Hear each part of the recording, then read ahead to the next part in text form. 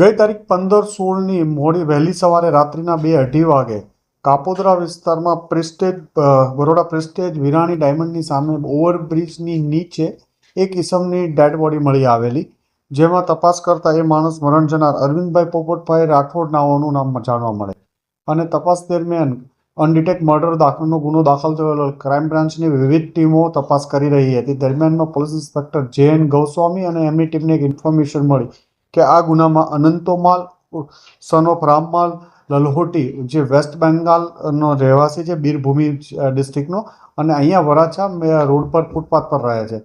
આ બંને વચ્ચે જે મરણ જનાર છે અરવિંદભાઈ, એમણે એને ગાળો દીધી અને આને ગાળો આપવાની ના પાડતા એણે એને પોતાના બેલ્ટ વડે મારવાનું ચાલુ કરેલ. જે બાબતે બંને વચ્ચે ઝઘડો થતા અનંતોએ પથ્થર લઈ એના માથામાં અને અલગ અલગ ભાગો ઉપર મારી અને એનું મોત નિપજાવી દીધેલું હતું અને પોલીસ દ્વારા તપાસ દરમિયાન પકડાઈ ગયેલો ક્રાઇમ બ્રાન્ચની ટીમને એની પૂછપરછ કરી વધુ તપાસ માટે કાપોદ્રા પોલીસને સોંપવામાં આવેલ છે. બંને મારનાર અને મારનાર શું કામ કરે છે? છૂટક મજૂરીનું બંનેનું કામ છે. રોડ પર જે મરણ જનાર મારનાર છે એ ફૂટપાથ પર રહે છે અને બંને છૂટક મજૂરીનું કામ કરે છે.